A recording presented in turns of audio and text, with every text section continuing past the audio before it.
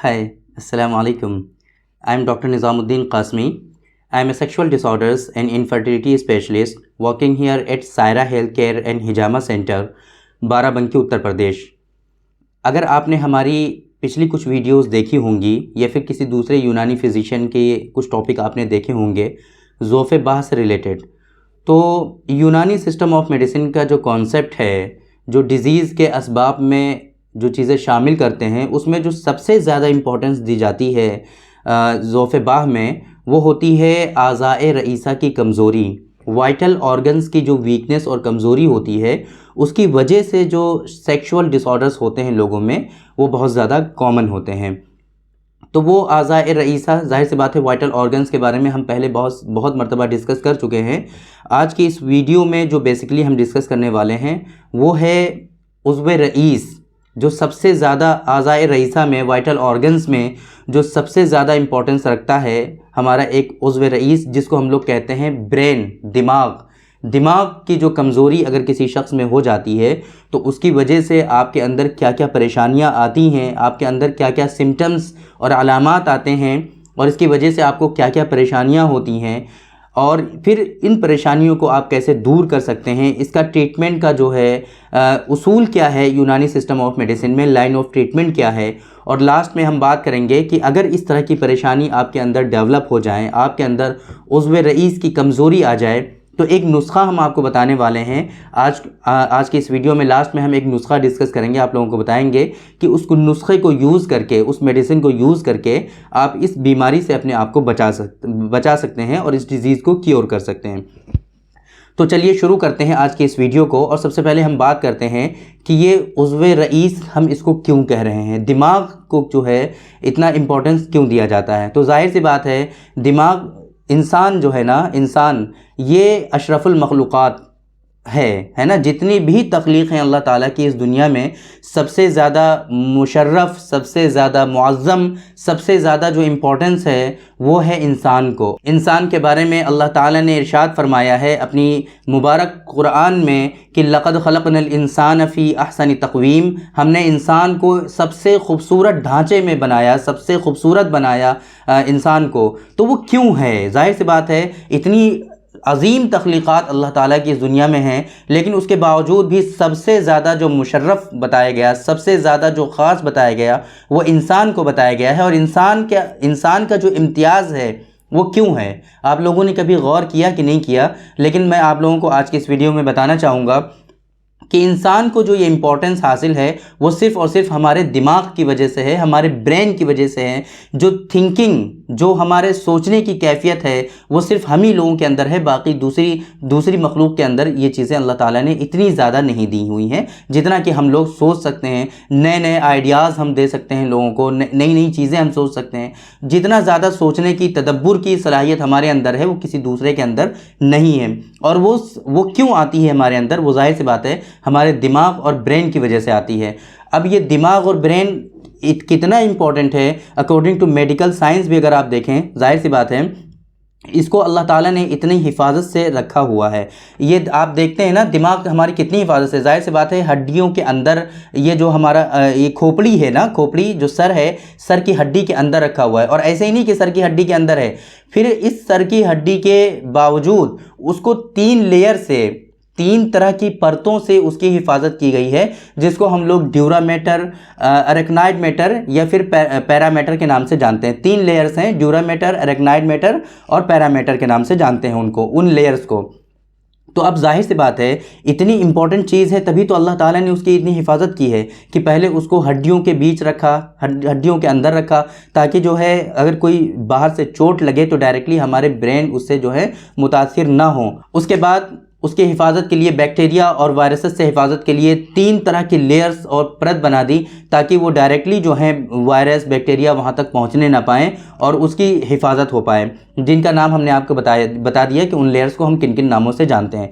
अब जाहिर सी बात है ये दिमाग जब हमारा प्रॉपर वे में काम करता है तो यहीं से तमाम चीज़ों की सप्लाई होती है, यहीं से तमाम सिग्नल्स जाते हैं हमारे तमाम बॉडी ऑर्गन्स को कि उनको कैसे काम करना है। जब ये प्रॉपर वे में काम करता है तो हमारी बॉडी पूरी तरह से एक्टिव होती है, हमारी बॉडी सही से काम करती है। और इसी तरीके से जब हमारी पूरी बॉडी काम करती है सही से तो हमारी जिनसी ज़रूरियात जो हैं, हमारी सेक्सुअल लाइफ जो होती है वो भी सही से काम करती है। चाहे वो हमारी बाह की क़ुव्वत हो, चाहे वो हमारा जो है इरेक्शन हो, चाहे वो इजैकुलेशन का ड्यूरेशन हो, सीमन की क्वालिटी हो, ये सारी चीज़ें प्रॉपर वे में वर्क करती रहती हैं।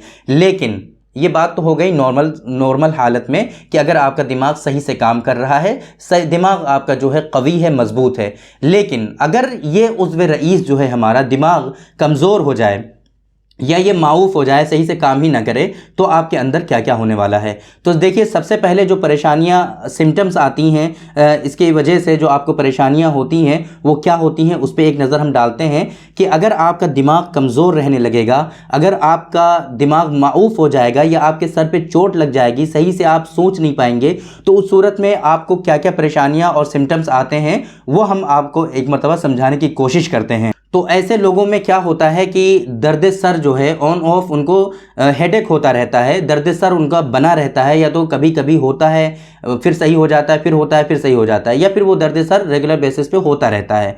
आईसाइट उनकी जो है वीक हो जाती है, विज़न जो है उनका इम्पेयर्ड हो जाता है, सही से देखने की जो सलाहियत है वो भी कम हो जाती है, उनको दिखना बंद हो जाता है। क़ुव्वत हाफ़िज़ा जो है उनका वो कमज़ोर हो जाता है, उनकी जो मेमोरी पावर है वो वीक हो जाती है, सही से उनको याद नहीं रहती चीज़ें। Low libido, loss of libido, low desire की जो कमी हो, जो परेशानी होती है वो उनके अंदर हो जाती है, उनकी जो ख्वाहिशात होती हैं वो कम हो जाती हैं, सेक्सुअल इंटरकोर्स की तरफ उनका जहन जाता ही नहीं है। इसी तरीके से उनका जो बोलचाल था, उनका जो बोलना था, इंटरेक्शन था लोगों से, उसमें कमी हो जाती है, वो गुमसुम से रहने लगते हैं। इस तरह की परेशानियां होती हैं। इरेक्टाइल डिसफंक्शन की उनको प्रॉब्लम हो जाती है। मैंने आपको बताया कि उनकी विज़न जो है वह इम्पेयर्ड हो जाती है। इसी तरीके से चेहरा जो है उनका वो सफ़ेद पड़ने लगता है, हाथ पैर उनके जो है इनमें तशन्नुजी कैफियत आने लगती है, उनमें खिंचाव पैदा होने लगता है। तो इस तरह की जो कंप्लेंट हैं ये दिमाग के कमज़ोर होने की वजह से इनके अंदर ये पाई जाती हैं। तो हमने अब तक डिस्कस किया, आप लोगों को बताया कि दिमाग की इंपॉर्टेंस क्या है, क्यों हम लोग अशरफुल मखलूक़ात की कैटेगरी में आते हैं। इसी तरीके से हमने आपको बताया कि नॉर्मल जब ब्रेन हमारा वर्क करता है तो सारी चीज़ें प्रॉपर वे में रहती हैं। और फिर हमने सिम्टम्स आपको बता दिए कि अगर ब्रेन आपका प्रॉपर वे में काम नहीं करेगा या माऊफ हो जाएगा तो आपके अंदर क्या क्या प्रॉब्लम्स आती हैं इसकी वजह से, और आपको क्या क्या इसकी वजह से झेलना पड़ता है। अब आगे हम इस वीडियो को बढ़ाते हैं और बात करते हैं कि अगर इस तरह की प्रॉब्लम आपके अंदर आ गई हैं, अगर ये प्रॉब्लम आपको हो रही हैं तो आपको करना क्या चाहिए, आपको क्या करना चाहिए, कैसे इसको ट्रीट करना चाहिए। तो यूनानी सिस्टम ऑफ मेडिसिन के अकॉर्डिंग हम अगर इसके लाइन ऑफ ट्रीटमेंट की बात करें, उसूल इलाज क्या है, अगर हम उसके बारे में बात करें तो इसका उसूल इलाज ये है कि जो असल सबब है पहले उसका हम इजाला करेंगे। जिस वजह से किसी शख्स में उसका जो दिमाग है वो माऊफ हुआ है या फिर उसका दिमाग जो है कमज़ोर हुआ है, उस सबब को हम ढूंढने की जो है कोशिश करेंगे, तलाश करने की कोशिश करेंगे, और फिर उस सबब का इजाले की हम कोशिश करेंगे कि वो जो कॉज है उसको दूर किया जाए ताकि उसका दिमाग प्रॉपर वे में काम करने पाए। इसमें मेडिसिन को हमें जो है ऐसी अद्वियात का इंतखाब करना होता है, ऐसी मेडिसिन को यूज़ करना होता है कि जो मुक़व्वी दिमाग के साथ साथ मुक़व्वी बाह भी हों। जाहिर सी बात है जो सबसे ज़्यादा प्रॉब्लम होती है दिमाग के कमज़ोर होने की वजह से वो आपकी जिनसी कमज़ोरी आती है, आपके अंदर जो है इरेक्टाइल डिसफंक्शन होता है, उज़्व रईस के वीक होने की वजह से आपको जो है इरेक्टाइल डिसफंक्शन का इशू होता है, प्रीमेच्योर इजैकुलेशन का इशू होता है। इस तरह की प्रॉब्लम आपके अंदर डेवलप हो जाती हैं। तो अब जाहिर सी बात है आपको ऐसे नुस्ख़े-जात इस्तेमाल करने चाहिए, इसमें ऐसी मेडिसिन का इसमें इंतखाब करना चाहिए कि आपको दिमाग को पावर पहुंचाने के साथ साथ आपकी जो बाह है, आपका जो सेक्सुअल पावर है, उसमें भी वो कहीं ना कहीं ताकत पहुंचाएं। तो उसको हम लोग कहते हैं कि मुक़व्वी दिमाग और मुक़व्वी बाह, ये दो तरह की दवाओं का आपको इंतखाब करना चाहिए। तो अब जाहिर सी बात है कि इतनी ज़्यादा चीज़ें आप एक आम आदमी जो है वो नहीं समझ सकता कि कैसे इसको ट्रीट करना है।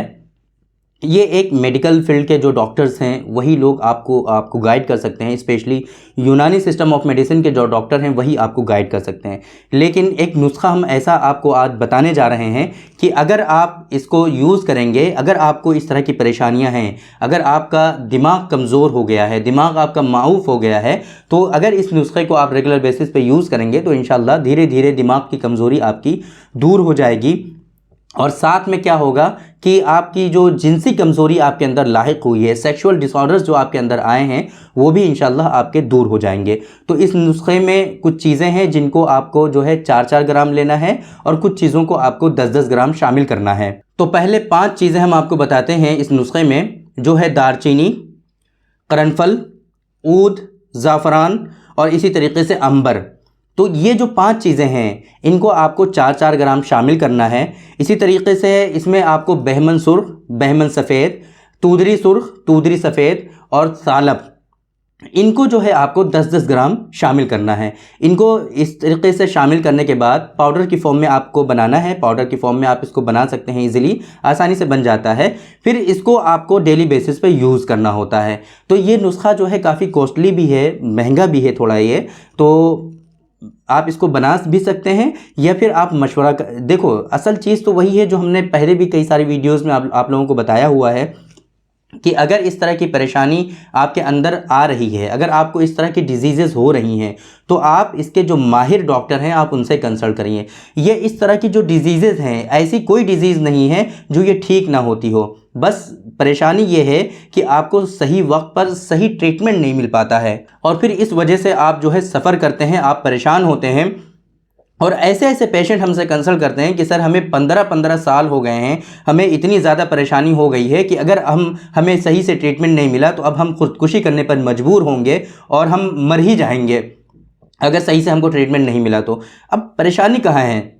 दिक्कत यह है कि इतनी जो गहराई की चीज़ें हैं, जाहिर सी बात है ये चीज़ें हर कोई नहीं समझते। हमें बहुत अफसोस होता है ये देख करके, ये सुन करके, आप लोगों की हिस्ट्री जब हम लेते हैं कि इतना टाइम आप लोगों ने दिया इतनी छोटी सी डिज़ीज़ के लिए, इतना पैसा आप लोगों ने बर्बाद कर दिया पहले इस डिज़ीज़ के लिए। जाहिर सी बात है जिसको आप 2-3 महीने में ठीक कर सकते थे, अगर सिस्टमिक ट्रीटमेंट आपका फॉलो किया जाता तो ये डिज़ीज़ आपकी 4 से 5 महीने मैक्सिमम इतना टाइम ले सकती हैं और ये फिर सही से क्योर हो सकती हैं, आपकी हमेशा के लिए ख़त्म हो सकती हैं। लेकिन हमें ये बहुत अफसोस के साथ कहना पड़ता है कि आज तक ये जो इंडस्ट्री है हमारी यूनानी सिस्टम ऑफ मेडिसिन की, आज तक ये ऐसे लोगों से ऑक्युपाइड है कि जो लोग ख़ानदानी हैं। हालांकि ऐसा नहीं है कि यूनानी कॉलेजेस नहीं हैं, हालांकि ऐसा नहीं है कि हमारे यहाँ यूनानी जो है ग्रेजुएट नहीं हो रहे, यूनानी डॉक्टर नहीं हो रहे। हर साल हज़ार डॉक्टर्स हमारे ग्रेजुएट हो रहे हैं, लेकिन परेशानी ये है कि वो लोग यूनानी सिस्टम ऑफ मेडिसिन में प्रैक्टिस नहीं करना चाहते क्योंकि इसमें हकीम का टैग लगता है और हकीम कहीं ना कहीं बदनाम होते हैं, आप लोग जानते ही हैं। जो आप लोग खुद ही बहुत सारे पेशेंट हमको डेली ये फील कराते हैं कि आप एक हकीम होकर के फ़ीस चार्ज करते हैं। ये कई सारे पेशेंट ऐसे हैं जो आज तक हमको ये फील कराते हैं डेली, हमारे रिसेप्शन से ये जो है फीडबैक हमको मिलता रहता है। तो ये कहीं ना कहीं आप लोगों की भी गलती है और आप लोगों की सोच वही बनी हुई है कि ये जो ख़ानदानी हकीम हुआ करते थे उनको नॉलेज कितनी होती है, कुछ भी नॉलेज नहीं होते। उनके दादा थे, परदादा थे, उन्होंने कुछ माजून जो है बनाए थे, बस उन्हीं माजून के बारे में उनको पता है, वही ड्रग वो लोग यूज़ करते हैं। ये डिज़ीज़ क्यों होती हैं, इन डिज़ीज़ के पीछे कॉजेज़ क्या हैं, सिम्टम्स क्या होते हैं, इसका लाइन ऑफ ट्रीटमेंट क्या है, उसूल इलाज क्या है, ये सारी चीज़ें वो लोग नहीं जानते। अब अगर आप लोग ऐसे लोगों के पास जाते हैं, आप लोग ऐसे लोगों से ट्रीटमेंट कराते हैं और अगर ठीक नहीं होता है तो आप यूनानी सिस्टम ऑफ मेडिसिन को ब्लेम करते हैं, आप आयुर्वेद को ब्लेम करते हैं, आप ये कहते हैं कि यहाँ पर सब लूटने वाले लोग बैठे हुए हैं। ऐसा हरगिज़ नहीं है। अगर आप कहीं जा करके फंस जाते हो, अगर आप ऐसे लोगों के पास जाते हो जो कि क्वालिफाइड ही नहीं है, जो एजुकेशन जिन्होंने हासिल ही नहीं की, वो ख़ानदानी हकीम हैं, बस वो अपना कर रहे हैं काम, आप उनके पास जा करके इस तरह से डिज़ीज़ का ट्रीटमेंट करा रहे हो, आप ठीक नहीं हो रहे हो, तो फिर आप सबको ब्लेम कर रहे हो, तो ये आपकी गलती है। इसलिए मैं आपको यही मशवरा देता हूँ हमेशा कि अगर आपको इस तरह की परेशानी हो, जब भी आपको इस तरह की परेशानी हो, तो जो वेल क्वालिफाइड साइकोलॉजिस्ट हैं जिन्होंने इसकी एजुकेशन हासिल की है, चाहे वो फ़ीस चार्ज करते हैं 100-200 रुपये फ़ीस क्या होती है, आप प्रॉपर वे में किसी दूसरे डॉक्टर के पास जाते हैं जो स्पेशलिस्ट होते हैं तो आप उनको फ़ी देते हैं, तो एक सेक्सोलॉजिस्ट को फ़ी आप क्यों नहीं दे सकते? क्या सिर्फ इस वजह से कि वो हकीम है? क्या सिर्फ इस वजह से कि आप दूसरे हकीम जो हैं वो बिना फ़ी के देखते हैं आपको, इस वजह से हमें यहाँ फ़ीस नहीं देनी है? तो आप गलती कर रहे हैं यहाँ पर। आपको पता होना चाहिए कि एजुकेशन ऐसे नहीं मिलती है। अगर कंसल्टेशन दी जा रही है तो उसका एक मेयार होता है। हम वैसे भी दे सकते हैं, बट एक मेयार जो है उसको बाकी रखना चाहिए। जो वैल्यू है हमारी वो आप लोगों को पता होना चाहिए। इस वजह से ये सारी चीज़ें जो हैं वो ज़रूरी होती हैं, इनको फॉलो करना होता है। तो ये जो नुस्खा हमने आपको बताया है, ये जो कुछ इंग्रेडिएंट हमने आपको बताए हैं कि इनको बना करके आप यूज़ कर सकते हैं, तो एक मतलब हम जल्दी जल्दी बात कर लेते हैं कि इसके क्या ख़ास फ़ायदे आपको मिलेंगे कि अगर आप इस नुस्खे को यूज़ करेंगे। तो जाहिर सी बात है, मैंने आपको जैसे कि उसूल इलाज में बताया था, लाइन ऑफ ट्रीटमेंट में बताया था कि इसका असल है कि सबब का इजाला, और दूसरा क्या मैंने आपको बताया था कि मुक़व्वी दिमाग के साथ मुक़व्वी बाह दवाएं इसमें यूज़ की जाती हैं। तो अब जाहिर सी बात है, अगर आप इसको यूज़ करेंगे तो इसके यूज़ करने से क्या होगा कि आपके जो आज़ाए रईसा की कमज़ोरी है, आपके दिमाग की जो कमज़ोरी है, उसमें रईस की जो कमज़ोरी है, मुक़व्वी आसाब भी है ये, है ना, तो आसाब की जो कमज़ोरी होगी उसको भी दूर करेगा। यानी कि आपका ये जो नुस्खा है ये मुक़व्वी आसाब है, मुक़व्वी बा है, मुक़व्वी आज़ाए रईसा है, माद्दा तौलीद जो है ना उसको जो है बढ़ाता है। यानी कि सीमेन के प्रोडक्शन को ये बढ़ाता है, कहीं ना कहीं बाह को खूब तक़वियत पहुंचाता है। ये खूब बहुत अच्छा मुक़व्वी बाह नुस्खा हमने आप लोगों को बताया है। फ्री में ये चीज़ें आप लोगों को मिल जाती हैं। आप लोग इसको जो है वैल्यू देना चाहिए आप लोगों को, आपको इसकी कदर करनी चाहिए। चेहरे का रंग मैंने आपको जैसे बताया था कि जिन लोगों में इस तरह की कमज़ोरी हो जाती है, दिमाग उनका कमज़ोर हो जाता है, उन लोगों का चेहरा जो है सफ़ेदी माइल हो जाता है, सफ़ेदी उनमें आने लगती है। तो इस नुस्खे के इस्तेमाल करने से उनका चेहरा जो है ना वो सुर्ख होने लगता है। इसी तरीके से आज़ाए रईसा की कमज़ोरी की वजह से या फिर गलतकारी यानी कि मास्टरबेशन की वजह से जो आपके प्राइवेट पार्ट में श्रिंकेज होता है, छोटापन हो जाता है, उसको ये दूर करता है और आज़ाए रईसा को तक़वियत पहुँचाता है, आसाब को तक़वियत पहुँचाता है। उसके नतीजे में क्या होता है, जो पेनाइल श्रिंकेज होता है उसको ये दूर करता है ये नुस्खा, और फिर उसमें जो है बढ़ोतरी होती है, उसका साइज़ जो है प्रमोट होता है।